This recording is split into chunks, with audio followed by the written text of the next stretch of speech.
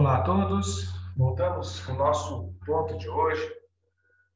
Terminada a ação monitória na nossa última aula, eu quero hoje retomar o assunto de continuidade dos procedimentos especiais e uma das mais, vamos dizer, preocupantes tarefas do advogado está exatamente na lida com as ações de família, né? E nelas hoje vamos abordar o tema e vamos trabalhar aqui praticamente 2 aulas, uma hora e meia. Dada a importância dessa matéria, dada a importância da natureza da família na sociedade, né, e, evidentemente, um núcleo familiar produz inúmeras frentes jurídicas, né, de direitos, de obrigações, ônus e bônus, né, tudo que mais se pode falar a respeito de um núcleo familiar, que nasce exatamente de pessoas estranhas, que num determinado momento de suas vidas acabam se conhecendo, né? Isso a gente não pensa muito. São pessoas que vêm de uma estrutura familiar completamente diferente da outra, né? E com isso, então, acabam, pelo vínculo de afetividade, pelo amor, elas acabam realmente se juntando, unificando, então, praticamente aquelas duas pessoas como verdadeiras duas famílias, porque cada pessoa vem com a sua família, evidentemente, né, assim destacada. E com isso há uma fusão familiar, né? Além da fusão pessoal, né? Pelo casamento, pela união estável, até pelo namoro. As famílias acabam, então, ali se juntando e criam vínculos não parentais, obviamente, né?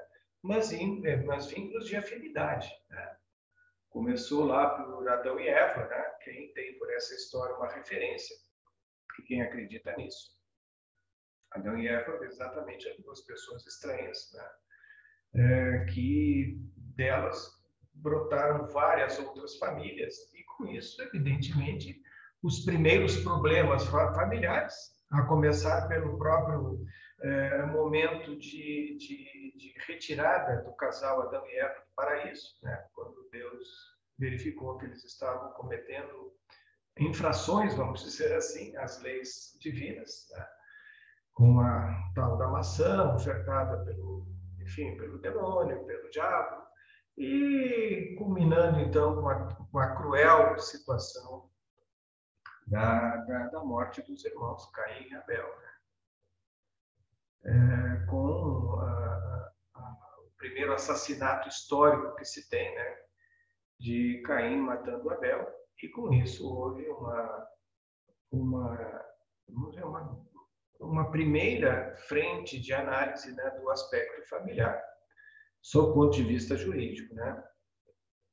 E com isso nós, então, enfrentamos aí, a partir desta revelação familiar, né, quando uma família nasce, quando ela verdadeiramente nasce, vai estabelecer depois, então, este vínculo jurídico de várias coisas. Eu até brinco muitas vezes, né, que para casar, o juiz de paz faz. O juiz de paz é um juiz civil, né, não é um magistrado, que tem conhecimento apenas da matéria do casamento no Código Civil, né? Então, ele presta um concurso público, às vezes é nomeado, dependendo do tipo de cidade. E até pela Constituição diz que eles serão eleitos, ainda não houve essa eleição desde 88, né? Está se estabelecendo uma lei a respeito, que eu acredito que não saia tão logo, aliás, como sempre acontece. E o juiz de paz, então, ele casa e pode fazer algum ato aí de tentativa de harmonização do casal que esteja em desalinho, né? E tentativas de conciliação, mas ele não pode descasar. O juiz de paz casa e quem descasa tem que ser um juiz de direito, aí sim um juiz togado. Tamanha a complexidade de frentes a serem analisadas que resultam deste verdadeiro contrato, deste negócio jurídico, até eu posso dizer, desta relação que muitas vezes se transforma de afetiva a uma relação conflituosa, né? Às vezes com perda até mesmo da capacidade de guarda dos filhos, né? Pela forma como eles são tratados por um pai ou por uma mãe, consequências várias na área alimentar, consequências tantas que acontecem também dentro lá da questão da partilha de bens. Então, vejam, é um contrato dos mais complexos. Aquele sim na frente do altar significa um sim com uma carga nas costas de cada um, com as suas responsabilidades que tem, tanto marido como mulher, tanto como convivente com a convivente, através da união estável, eles vão levar, sim, uma relação absolutamente de preocupações, né, até mesmo com a mantença da família e a mantença do patrimônio, né?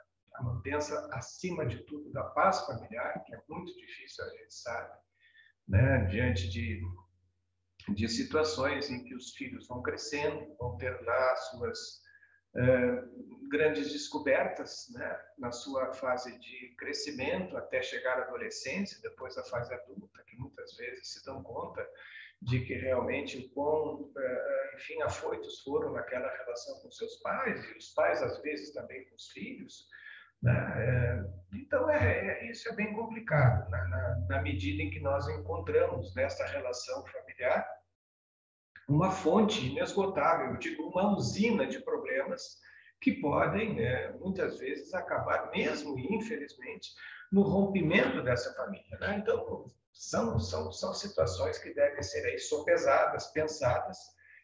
Eu, particularmente, confesso a vocês, fiquei por muitos anos na vara de família, exclusivamente trabalhando nas questões familiares. Foram lá 22 para 23 anos, por aí. Eu trabalhei exclusivamente nessa área, né? Tive esses cabelos brancos que vocês veem, essa beleza aí, muitos deles adquiridos nessas questões familiares. Você não sabe como o advogado também acaba respirando esse oxigênio problemático que a família carrega, né? Aquela mãe sofrendo pelo abandono do pai, né? Deixando ela e os filhos em situação de desespero, muitas vezes acontece. A situação da mulher que apanha do marido, chega lá no escritório completamente, né, desmontada em roxos e arranhões, né? São situações pesadas, né, que a gente vive, né? De filhos, como eu tive uma ocasião, uma situação das mais graves para mim, filhos batendo na mãe, os marmanjos, né, enormes, dos filhos italianos, né, batendo na mãe, perto do Natal. Imagina o tipo de Natal que eu passei, realmente, pensando naquela mãe daquele jeito, naquele estado que os filhos tinham deixado, né? Por essas razões, a gente vê que a família, né, dentro dessa padronização do direito, parece uma coisa muito bonita, né? Está lá estampada na lei, dentro do CPC, dentro do Código Civil, na lei de alimentos, na lei de 5478 de 1968, uma lei da ditadura que até hoje trata dos alimentos. Então, são coisas que realmente devem aí ser apreciadas, não à luz da lei, né? Lei tem várias aqui. O advogado tem que saber como validar essas situações. E vou lhes dizer uma vez mais o que eu já disse aqui em aulas anteriores. O advogado, nesse momento, gente, tem que ser o arauto da paz. Ele não pode fomentar mais o ódio daquilo que já está acontecendo dentro da família. Principalmente quando nós encontramos crianças envolvidas nessa relação. Isso que é o principal, é o mais dolorido, é o mais fator, o maior fator de preocupação que deve ter o advogado.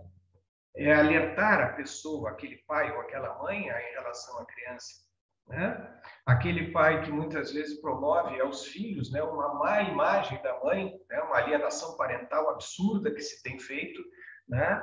A mãe também em relação ao pai. E essa alienação parental realmente chega a ser criminosa, né? No momento em que isso aparece, né, nas vezes em que eu cheguei a ouvir em juízo depoimentos de crianças já com seus 10, 8 anos, que é possível, é admissível, verificando o que elas dizem em relação aos acontecimentos, né, intestinos daquela família. O que acontece? Então, nós vamos ter, assim, situações familiares bem desenvolvidas sob o aspecto negativo, elas são realmente importantes e devem ser tratadas, cuidadas.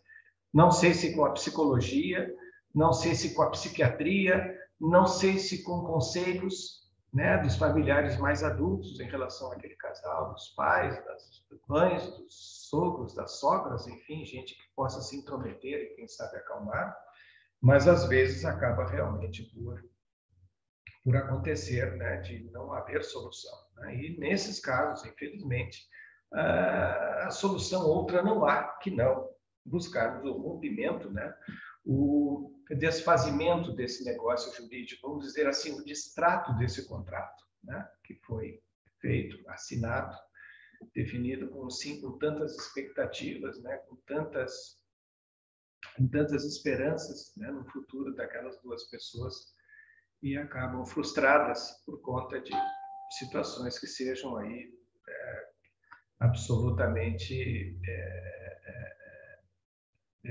inevitáveis, né? Não teriam que fazer, né? A questão de uma mulher traída em juízo, vocês não têm ideia do que é uma mulher traída em juízo quando ela vê o marido traidor, né, na frente do juiz. Né? E realmente são situações complicadas, são situações de choro, são situações de raiva, são situações de desespero. E a família é isso, né? É uma grande ideia, né? Até porque hoje é tida e não é por outra razão que não seja ela considerada o núcleo de uma sociedade. Mas às vezes esse núcleo pode estar doente, assim como uma célula com câncer.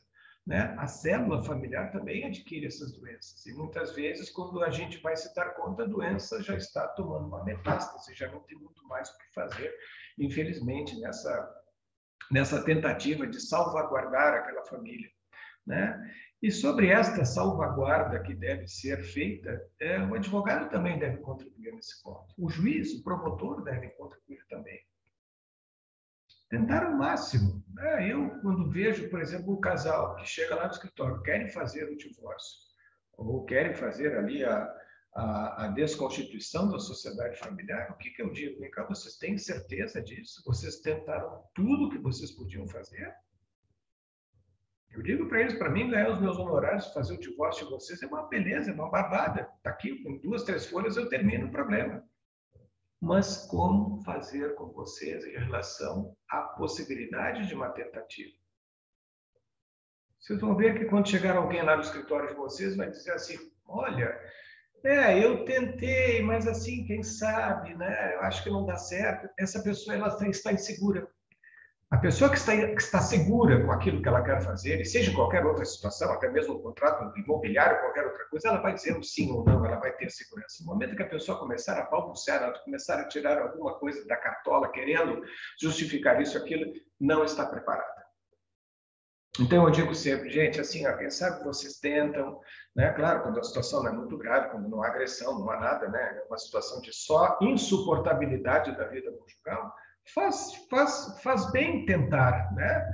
Porque imagine aquela pessoa que vai passar o resto dos seus dias por não ter tentado. Quanto ela vai ter perdido e quanta preocupação, quantas noites insônias ela vai ter para pensar, puxa, por que eu não tentei? Quem sabe se eu tivesse tentado teria dado resultado. Então, ao advogado é dado esse momento de provocar o esgotamento daquela relação. Se é realmente aquilo que eles querem, porque muias vezes dá certo, né? O retorno, se dá conta, aquele ou outro, né? É como diz aquela situação, o que tu fez para o outro? O que o outro fez para ti? Gente, seu advogado também trabalha nisso. Eu muitas vezes tive a oportunidade de botar os dois em conversação no escritório, eu acabei saindo da sala e deixei os dois conversando. Às vezes 1 hora e meia, bom, vamos lá, vamos resolver o assunto deles. E aí chego no final da consulta, pois doutor, eu acho que a gente vai tentar mesmo, quem sabe não seja bom para os nossos filhos. Então, que beleza, tentaram. Bom, gente, se não der certo, paciência, mas tentaram. Aquela tentativa é a pá de cal, se não der certo, de que realmente era a melhor solução. O problema é não tentar, o problema é não experimentar uma possibilidade assim, né? De retorno, né? Desta reunificação, quem sabe solucionando problemas, vão procurar um psicólogo de família, enfim, soluções que podem, até quem sabe, um auxílio externo de um parente, como eu disse, né? O advogado também faz isso. E, claro, se não der certo, muito bem, né? voltem aqui, a gente faz então aí, eu digo a eles, vamos fazer então aí o distrato dessa relação de vocês e está pronto. Né? Infelizmente é isso. Né? Agora, esses tempos, muito pouco tempo, o casal jovenzinho, recém-casado, vieram para lá no escritório e disseram, olha, nós queremos separar e tal, como vocês sabem quais são os encargos de vocês? Eles já tinham 2 filhos antes do casamento, os 2 tinham os filhos entre si, entre eles mesmos, né? E você sabe quais são as consequências? Eu coloquei no papel, quem sabe vocês tentem, porque vocês estão começando uma vida, vocês não têm sustento econômico ainda suficiente para isso tudo. Quem sabe não tentem, vocês se gostam, né? Vocês têm um amor entre si, quem sabe resgatem isso. Pronto, hoje também lá, eles me convidam para jantar, para conversar com eles lá, ficamos amigos. Né? Então, eu acho que dentro desse aspecto da advocacia, eu já disse antes, a advocacia não é só esse momento de ser advogado, né? Nós temos que ser humanos.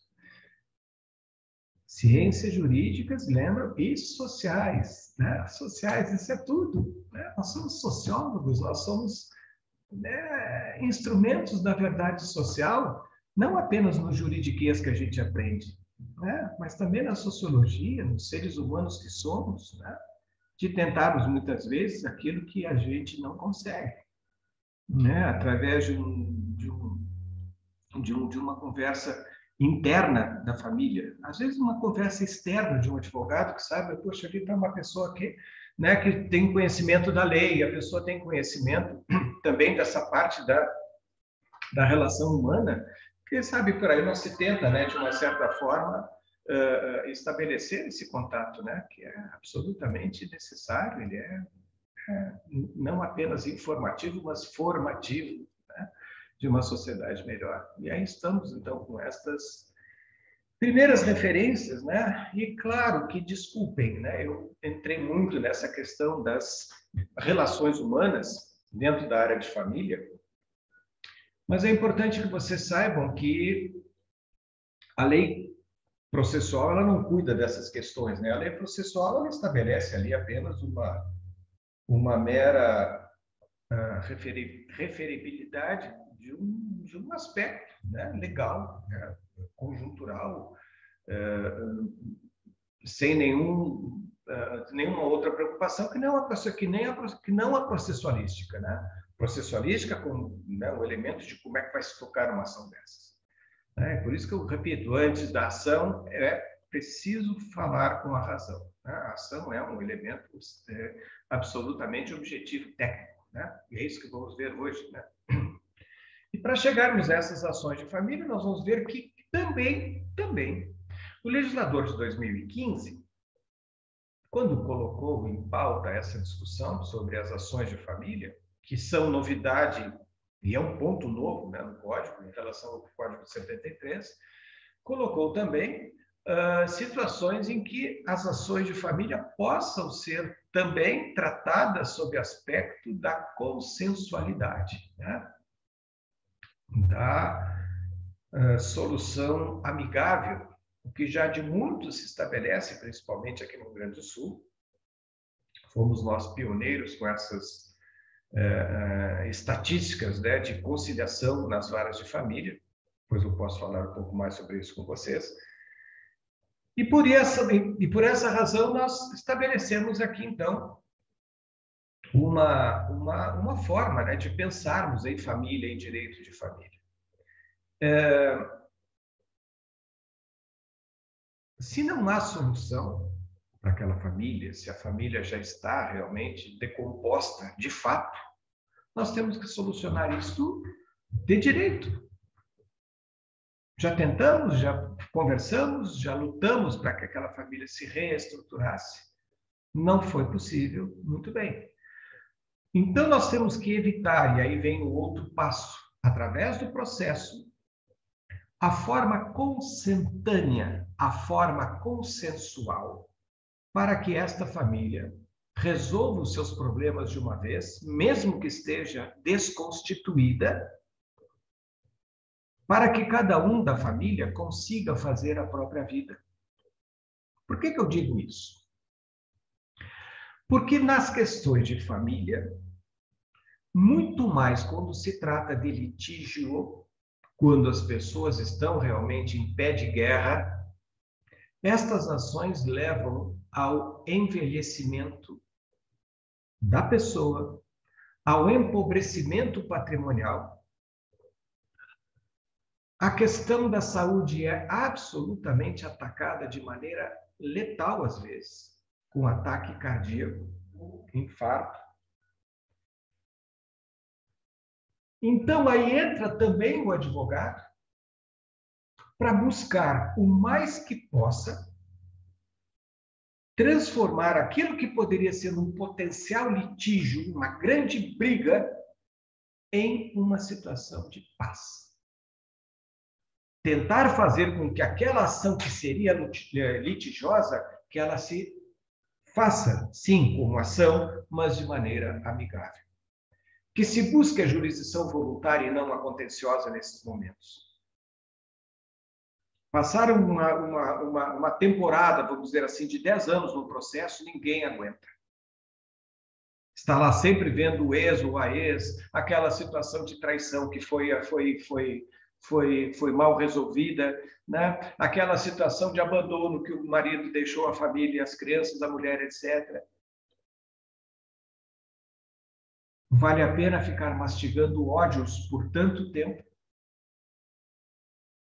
Então, também aqui, família, não tem solução? Ótimo, vamos resolver essa solução de maneira rápida, cirúrgica, consensual. Que não sejam amigos no futuro, não, mas que a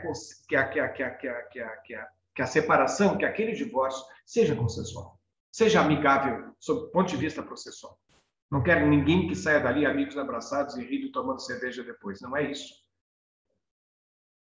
É um processo que tem que ser consensual, para que essas pessoas possam depois, mais tarde, terem o seu próprio sucesso, a sua própria vida, tocarem os rumos daquilo que o destino lhes traça, sem necessidade daquela carga, daquela canga por cima, que fica, então, impedindo, como elemento realmente obliterante de uma vida melhor, de uma vida mais, eu diria, tranquila. Então, por essa razão, eu faço esse preâmbulo com vocês, para que possamos entrar, então, com mais tranquilidade, né, na análise fria da lei, mas antes de usarmos a lei, utilizarmos a razão. Sociólogos e não juristas. Tá bem? Vamos, então, já fazer esta primeira análise do artigo 693. E eu já passo aqui. Vamos lá, o nosso share screen. Aqui está. Vamos lá. Esse artigo 693 diz assim: das ações de família, né? Dentre os procedimentos especiais, repito, uma novidade no Código, estabelecendo, então, que as normas deste capítulo se aplicam aos processos contenciosos. Vejam, então, há uma divisão primeira aqui. As ações de família contenciosas. Essas que eu disse, vamos evitá-las, mas, enfim, se não houver solução, paciência. Contenciosos de divórcio, separação, reconhecimento e extinção de união estável, guarda de filhos, visitação de filhos e ações de filiação. Ações de família. Eu faço ali no próprio artigo a referência às amigáveis, que vêm aqui estabelecidas nos artigos 731 a 734, né, que eu já posso logo fazer esta referência aqui com vocês, este link. Vamos lá, então, às ações de família em caráter amigável. Ali nós temos, então, no artigo 731, a homologação. Deixa eu só ver se eu consigo aumentar aqui um pouquinho para vocês lerem melhor.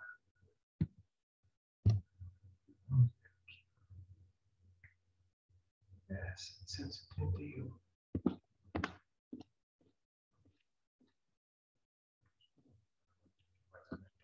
Aqui já estava com dificuldade de lê-los.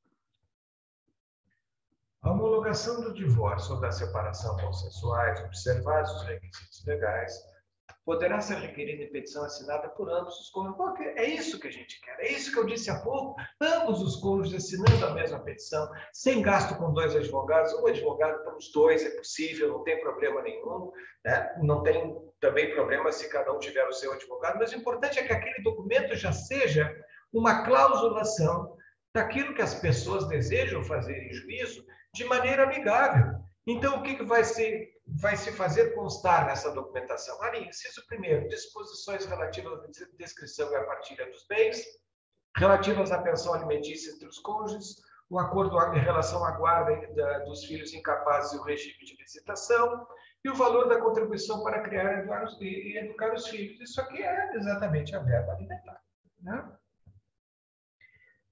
Essa ordem aqui não está boa.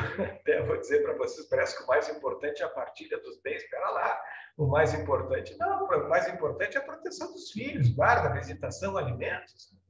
Isso é o mais importante, mas enfim, é prioridade. Eu acho que não foi assim que pensou o legislador, com essa prioridade, né, técnica, né?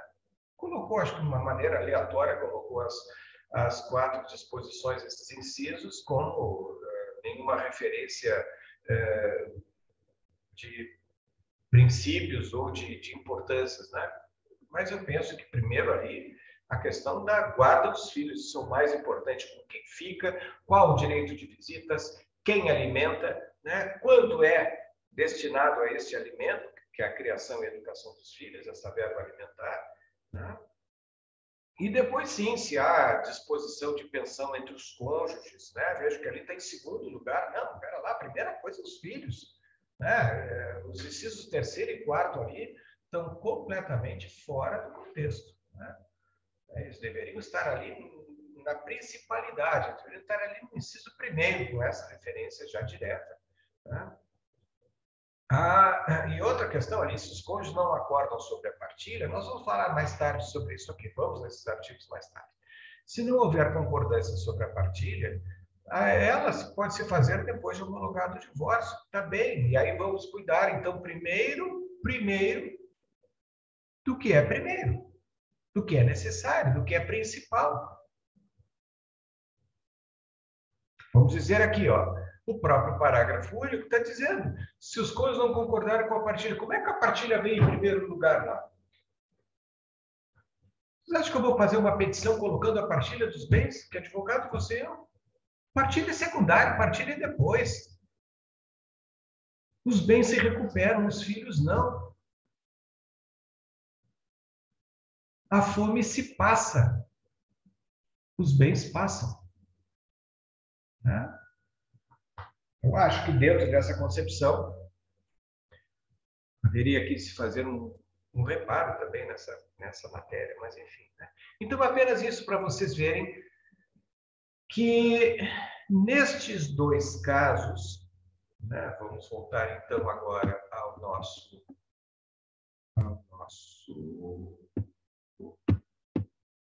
slide aqui.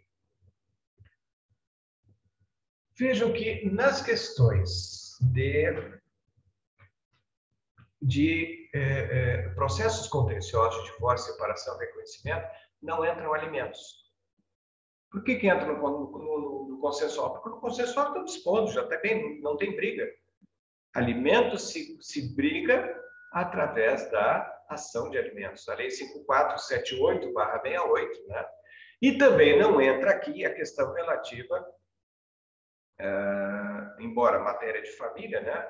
As questões relativas à criança e ao adolescente, né? O Estatuto da Criança e Adolescente, o ECA.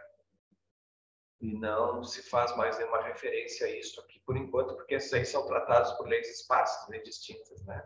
Olha o que diz o parágrafo único. A ação de alimentos é que versar sobre o interesse da criança ou do adolescente observarão o procedimento previsto em legislação própria. Está lá, né? Lei 5478 e o ECA, né? No que couber as disposições desse capítulo.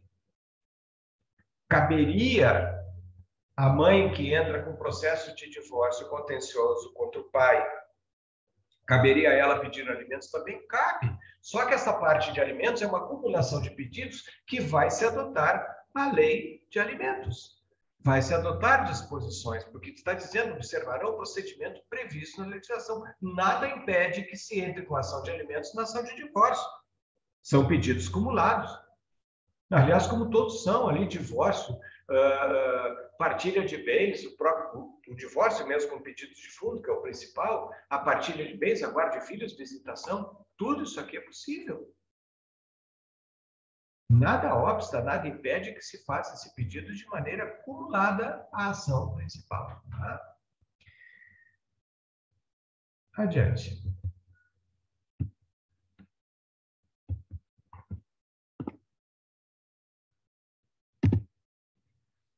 O artigo 694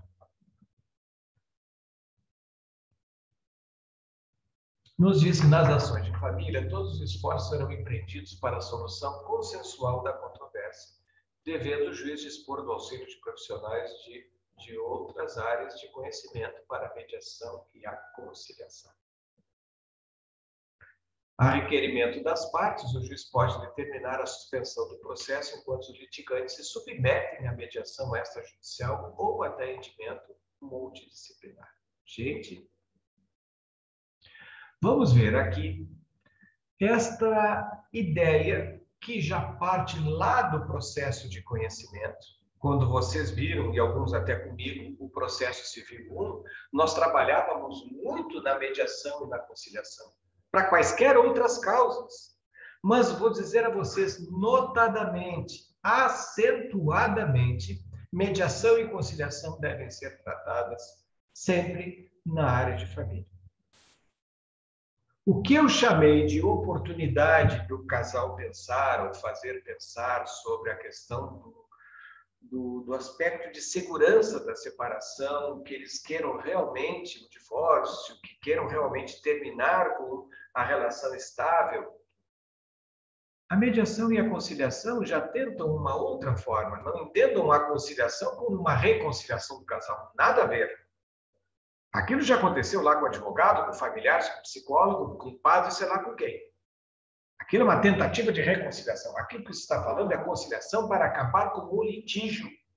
E a mesma coisa com a mediação. Vamos ver, então, que são instrumentos próprios para esta atividade. E isso já veremos, então, a partir do nosso próximo encontro. Tá bem? Fiquem com Deus. Meninas, um abraço grande, um beijo. Meninos, um abraço grande também. E continuemos aqui nos protegendo. Tá? Lembrando que já temos aí uma disposição sobre as próximas aulas e a próxima, o próximo encontro, então, será exatamente a sequência dessas ações de família. Tá? Agora, com um exclusivo enfoque sobre o Código e as leis esparsas. Bem, muito obrigado. Fiquem bem.